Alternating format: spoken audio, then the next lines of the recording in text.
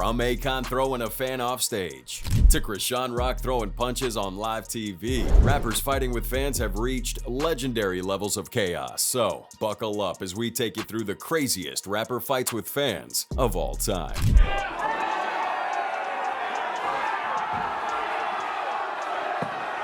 Back in December 2017, when Lil Pump was having a show in Seattle, someone in the audience threw a water bottle at him while he's on stage and said something that clearly angered him. The bottle hits him, he stops performing, he's pretty angry and starts shouting at the crowd, asking who it was. Who said that? Who said that? Who said that? Who said that? Then, caught on video, Lil Pump throws his microphone into the audience and walks off stage. Just like that, concert's over.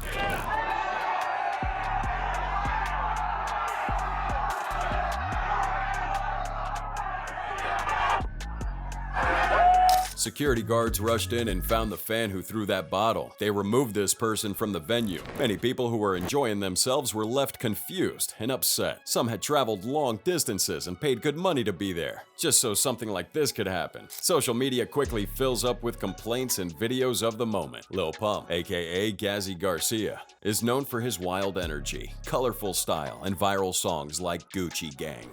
He rose to fame pretty fast, and with that fame came a lot of attention, both good and bad. His concerts are known to be rowdy, full of energy, with fans usually enjoying themselves. But sometimes, chaos spills over and things get out of control. The Seattle incident wasn't the first time Lil Pump found himself in the middle of drama, and it likely won't be the last. After the show, Lil Pump goes on IG Live to talk to his fans. He apologizes for the concert ending early and promises to return to Seattle for another show. He also tells his fans to please be more respectful for everyone's safety at future events. The fight got people talking about how artists and fans should behave at live shows. And from here, we move to a fight that almost seemed unreal.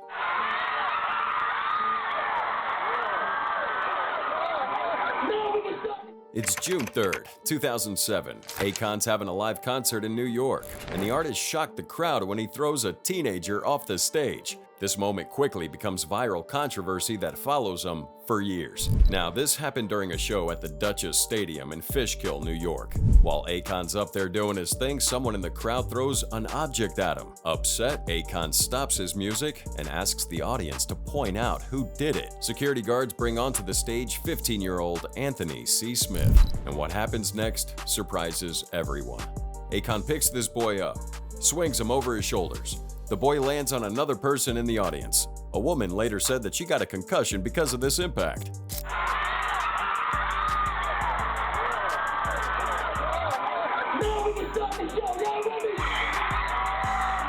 Well, that went viral. Some people thought Akon went too far, while others believe that he's just reacting to being disrespected. Still, the law takes it seriously, and Akon is charged with endangering the welfare of a minor and second-degree harassment, dude. At first, he said he's not guilty, but then later agreed to a deal. He had to pay a $350 fine and 65 hours of community service. His punishment included speaking out against gang violence and helping with youth programs. Akon, real name Alioune Thiam, is a Senegalese-American artist who's also becoming famous for his business work, like launching a music label and helping provide electricity to African villages. But this moment on stage really hurt his image. Later, Akon apologized and called it a mistake. He explains that he didn't mean to hurt anyone, and that the moment got the best of him.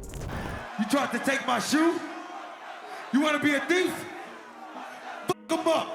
Fuck 'em up! During a Travis Scott concert in Switzerland back on July 4th, 2015, what started as exciting would quickly become controversial when Scott asks his fans to attack someone in the crowd. Now, Travis was performing at the Open Fair Frauenfeld Festival in Switzerland. As usual, he's full of energy, jumping into the crowd and surfing. But things take a turn when someone in the crowd tries to steal one of Yeezy's sneakers while he's in the air. Scott stops the music, gets all angry. He stands on a barrier and points to the person who tried to take his shoe. Then he shouted at the crowd to attack this fan, yelling things like, "Get that motherfucker," and "fuck him up." Videos also show Scott spitting at this fan. Many people were pretty shocked by how aggressive he was towards someone in this audience.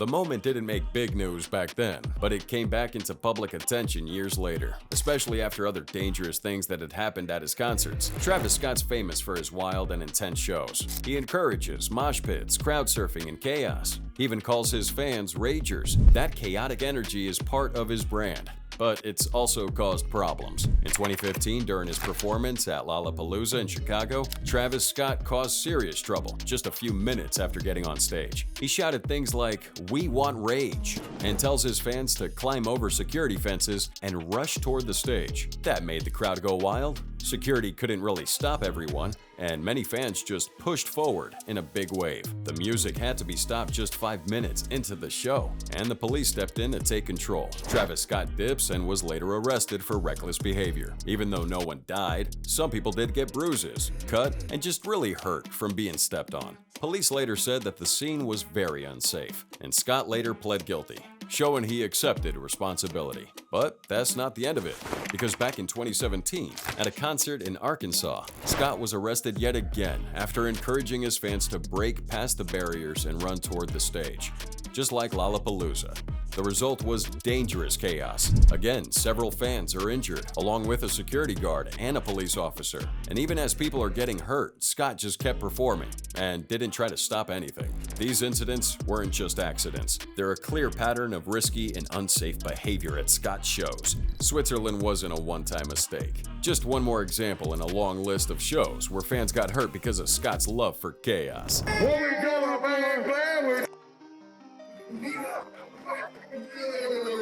On October 17th, 2014, Migos is performing in Springfield, Massachusetts. Now the crowd was hyped and everything was pretty normal, until suddenly, Offset pulled his chain inside his shirt. That means something's gonna go down. And without warning, he leaps off the stage and punches a fan straight in the face. Why did he do that? Some reports say that the crowd tried to grab Takeoff's chain earlier during the show. You see, in rap culture, trying to take someone's chain is a big sign of disrespect. And that's enough for Offset to just lose it and take action. Quavo, another Migos member, would also jump in and throw punches before helping Offset get back on stage. And then, surprisingly, the group goes right back into performing, like nothing happened, and started rapping Hannah Montana. This wasn't the first time this happened with Migos, though. Just a few weeks earlier, in Nashville, Tennessee, a fan tried to do the same thing, going after those chains. This also ended with punches being thrown and a fight breaking out. This group was not going to let anyone touch their jewelry without reaction. What followed was this huge debate online. Some fans supported Offset, saying that he had the right to defend his crew and their personal stuff.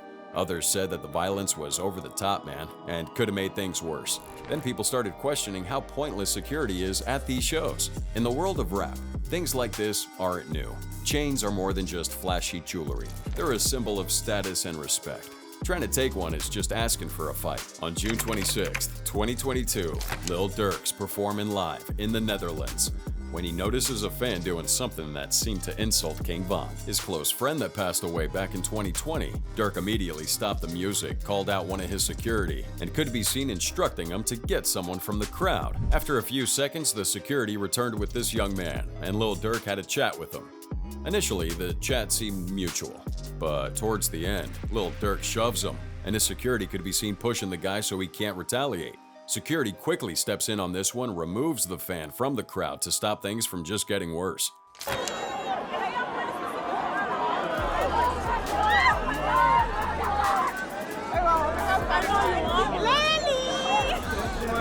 Lil Durk immediately announces to the crowd that no one disrespects his friend King Von, to which there was a loud cheer. King Von, real name Devon Bennett, was a rising rap star from Chicago and one of Lil Durk's closest friends. He was signed to Durk's label, OTF, and became famous with songs like Crazy Story and Took Her to the O. The two would often work together, making hits like Still Trappin' and All These Niggas. Sadly, King Von was shot and killed in Atlanta on November 6, 2020, at just 26. His death had shocked fans around the world, and Lil Durk mourned that loss deeply, even paying tribute to him in a song called Backdoor, where he opened up about their friendship and the pain of losing him.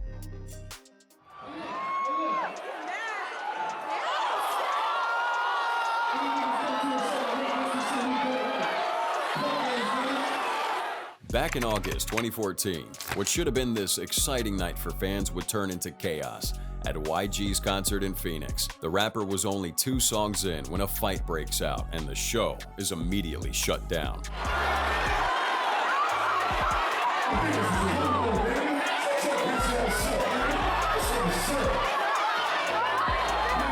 YG started the concert after a long wait, and the crowd was pretty excited. But soon after he began performing, he reportedly lost his voice. Instead of stopping the show though, he asked the DJ to turn up the music, possibly to hide the fact that he couldn't rap properly. This didn't help much. People in the crowd noticed, and that's when things got messy. YG then reportedly started throwing water bottles into the crowd, possibly out of frustration.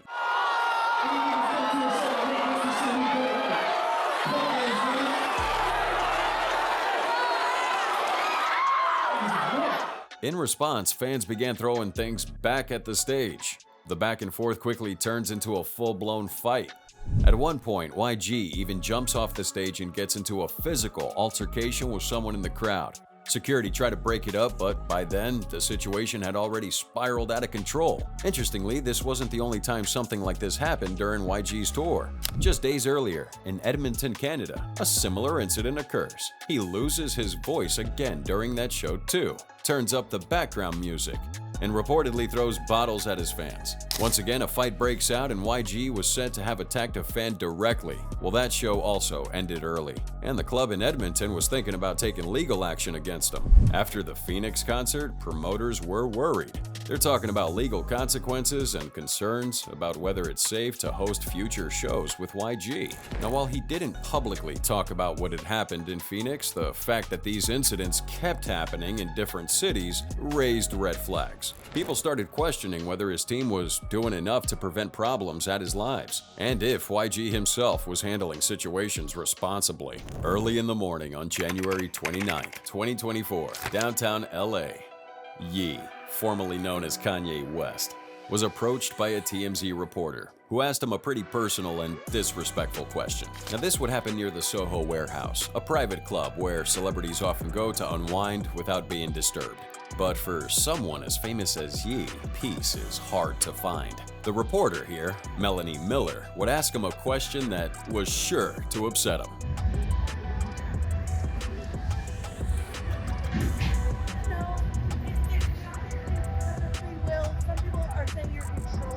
Now, she's talking about Bianca Censori, Ye's wife since December 2022. This wasn't a harmless question about marriage, but more like an attack. And Ye doesn't take attacks lightly, especially when it comes to his family. Instead of walking away or just getting angry like he does, Ye turns the situation around. He starts asking her some hard questions. He clearly wants her to feel what it's like to be on the other side of the camera. Is that your job to go up to every celebrity, ask them some dumb about their life? Was that a dumb, disrespectful question to come ask a grown-ass superhero? For 3 full minutes, Ye questioned her. She didn't have any clever response, just looking pretty uncomfortable. This unpredictable and aggressive superhero wasn't just protecting his pride. He's demanding respect. And then just when it seems like things can't get any weirder, Ye surprises everyone. He offers Miller a job, and he says he's gonna pay her double what TMZ pays her, and even told his security to get her phone number. Miller began to smile when she heard that offer. And just like that, we have a Ye-style plot twist. But this wouldn't be the first time Ye had run-ins like this. Let's go back to 2013, and you'll find a similar story. It's around 3 a.m., outside the very same Soho Warehouse. Ye gets into it with a fan. According to video footage and witnesses, Ye asked that fan to leave him alone. The fan didn't listen. Ye becomes angry and allegedly hits this person. The police got involved, and once again, public opinion is divided. I mean, Ye's always had a tough relationship with fans and the media. There are so many times he was arguing with paparazzi, and how many times has he ended up dealing with police? The guy just wants some privacy, man, especially when he's with his family. But being famous makes that almost impossible. One of Ye's oldest outbursts happened back in July 19, 2013, at LA International Airport. This wasn't just a war of words. We had a full-blown physical confrontation leading into some serious legal trouble, public outrage, and another moment that would define Ye's long love-hate relationship with the press. I love your work. I love your work. I appreciate it, but don't talk. I love your work, though. I don't want, that's fine, but don't talk. Here's what went down. That afternoon, Yee's walking through the airport, clearly not in the mood to deal with reporters or flashing cameras. A group of Razzi are waiting outside, as usual. Most are keeping their distance, but one man doesn't. Daniel Ramos, a TMZ photographer, approaches Yee aggressively and just keeps filming, even after Yee repeatedly told him not to talk to him or ask questions. Kanye, what about the Throne 2 with Jay-Z? People are pumped. Yo, I said, I don't know, Kanye's warning was pretty crystal clear, but Ramos here is pushing away, asking him why he's so hostile towards paparazzi. And that's the final straw. Yee snapped. In a moment of rage, he rushes at Ramos, tries to grab his camera, and then Yee knocks the man down and tries to wrestle the camera from him. Ramos ends up on the ground, claiming he's injured, and the whole thing's caught on camera and going viral. But it doesn't stop here. Ramos files a police report claiming assault and battery. Classic. Prosecutors look into this case, and Yee was charged with a misdemeanor battery and attempted grand theft. He eventually avoided jail time but accepted a plea deal in March 2014. He was given 24 months of informal probation, 250 hours of community service, and anger management therapy. Ramos later filed a civil lawsuit against Yee, claiming emotional and physical damages. Well, that dragged on for years until it was settled in 2015 for an undisclosed amount. While Yee's fights are a spectacle, it's really nothing compared to what you're about to see. You a pussy, nigga. You a pussy. You go ahead. What you gonna shoot me? going at the phone for a guy. Nigga, cause you reaching, bitch. If we're gonna talk about crazy rappers fighting, this one takes the cake. On February 20th, 2021, Playboi Carti finds himself in a fight that quickly spreads across the internet. Now, the video starts with this man walking up to Carti, clearly angry and asking for a fight. The man said Carti had treated his sister badly and that he was there to fight because of that. Carti's staying stoic the whole time. At one point, he claps his hands, which some people think that's a way to show that he's confident and doesn't have a weapon, even though there are rumors that he might have been armed. So the man said he saw a gun on Carti when the two first met, but Carti didn't use a gun or even make any threatening moves. He kept a gun in his pocket and tried to calm the situation by talking. And even though Carti wanted to end things peacefully, this man kept pushing him to fight like a man. I don't need no pistol to whoop a pussy ass nigga ass like you, bitch ass nigga. Hey, you put your hands on my sister again, boy. Ain't nobody putting her on this. I'm gonna kill you. I'm gonna kill you. Carti tried to walk away several times, but this man blocked him and wouldn't back down. The argument turns physical. In the video, Carti quickly takes control, using careful moves to beat this man. I mean, the man looked weaker, and other people stepped in to stop it before it got worse. I'm built like that, nigga. Fuck a pistol. Fuck a pistol. What your hands like? What your hands like? Damn. That's all I wanna do. Go. So after the fight, Carti tells his fans what happened. He explained that he had no choice but to knock this man out because he was acting crazy.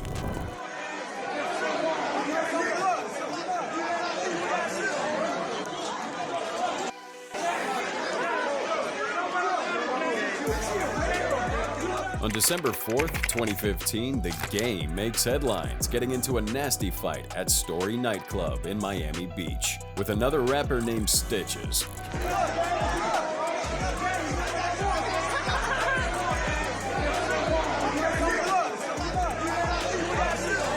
So this goes down when Stitches just wanted to get into the club, but was stopped by security. He said that the Game told him not to let him in.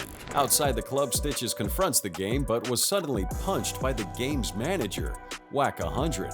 The punch knocked him down, and even though Stitches would try to fight back, others around him stopped him. Police came and briefly held both Stitches and Wack 100 after the fight. Now, this wasn't random. You see, Stitches made a diss track against the Game, and then he got all feely about it. Stitches would even challenge the Game to fight and offer money for it, but the Game wouldn't get involved in this, and instead let the manager handle that one. So after the fight, Stitches got arrested for some other problems, like resisting police and possessing marijuana. Wack 100 was held for a short time, but wasn't charged. And even after this, both rappers just kept working on their music, but the fight stayed a big part of their story. It was a joke, bro. It was a joke, man. It was a joke. Get out of here, man. It was a joke, yo. It was a joke. We go back to October 1st, 2016.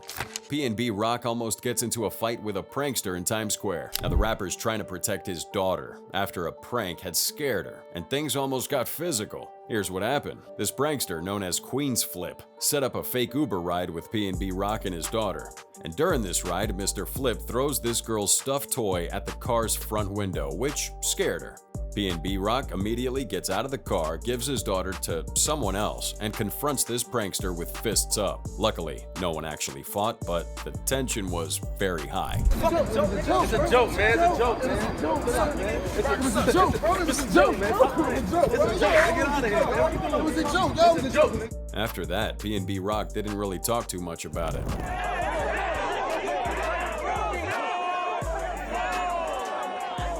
Back on February 12, 2016, Joey Badass turned a high-fashion evening into headline news when he punches this cameraman outside of Madison Square Garden. Now, this happened after Kanye West's Yeezy Season 3 fashion and album premiere had concluded.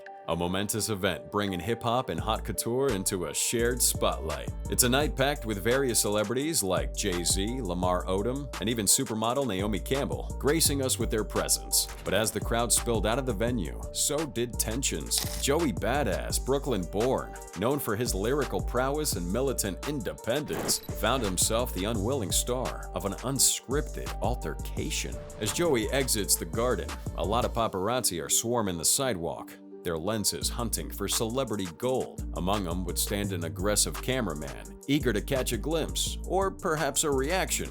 What he captured, however, was far more than a candid exit shot. Initial footage released by outlets appeared to show the cameraman making physical contact with Joey, shoving his head as he tries to maneuver through the crowd. In response, Joey turns and punches him. He knocked over that camera, and the crowd went wild.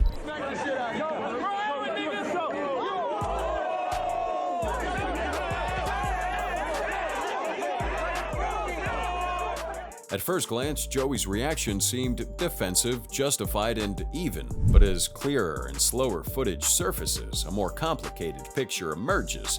In slow motion, we have Joey appearing to instigate the encounter by jabbing his finger or arm toward the cameraman first. That gesture, however subtle, escalated tensions, culminating in the blow that soon spread across headlines and social media. Before it could get worse, NYPD steps in to intervene, separating the two and ensuring no further violence occurs. No arrests are made, and reports indicate that police took statements from both parties and some bystanders. Joey Badass remained composed as he walked away. Back up.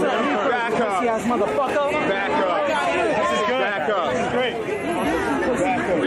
Events like these have to be prime hunting grounds for the paparazzi, often blurring the line between coverage and provocation. For many artists, the red carpet is a performance in itself, but for someone like Joey Badass, who often positions himself as an outsider to celebrity culture, that kind of spectacle can feel more like a trap. In January 2023, Chrisean Rock gets into this fight with two women while trying to reach rapper Blueface during his 26th birthday celebration in Chatsworth, California. Now, this goes down shortly after Chrisean publicly announces her pregnancy, attributing the child to Blueface. According to eyewitness accounts and video footage obtained by TMZ, Chrisean arrives uninvited at Blueface's residence, where he was trying to host a birthday party. Reports say that she attempted to persuade Blueface to leave the party with her, leading to a confrontation on the street. Now, in this chaos, Chrisean engages in a fight with two other women present at this scene. Despite the scuffle, though, she manages to get back on her feet, and both she and Blueface depart in separate vehicles. This incident is just part of a series of tumultuous events in Chrisean and Blueface's relationship, which has been characterized by public disputes and altercations. Their interactions have frequently made headlines, raising concerns about the dynamics of their relationship. In a separate incident, Chrisean Rock was also in a fight with Eliadria Persuasion Griffin during the first episode of Baddies South, a reality TV series on Zeus Network. The confrontation starts off with a verbal disagreement, but escalates into something physical. You don't clean up after yourself. Chrisean, Persuasion engaging in 2 rounds of fighting during that episode, but in the second round, Persuasion accuses Chrisean of previously attacking her unexpectedly, leading to a heated exchange. Chrisean responds by putting on her hoodie and preparing to fight. They square up. Chrisean charges, punches Persuasion twice. Persuasion attempts to retaliate, but her wig falls off and she trips and falls to the ground. Chrisean manages to land another punch before others intervened to break up the fight. As if that weren't enough, Chrisean would shock the public yet again when she punches her former stylist, on the red carpet at the Baddies West premiere. The violent outburst added to her long history of fights, including a physical clash with her sister just months later. At the Baddies West premiere in LA, things started out pretty chill. Krishan's former stylist, Lashala Irby, came up to greet her, and she tells Rock she looks beautiful and was happy to see her. The two used to work together, and that moment kinda seemed peaceful. But suddenly, as Irby turned to leave, Rock lunges forward and sucker punches her. Then she pushes her to the ground. People nearby are shocked, and it's all caught on camera. Security steps in, but Rock is seen yelling and making fun of Irby after the punch. Oh, what the f?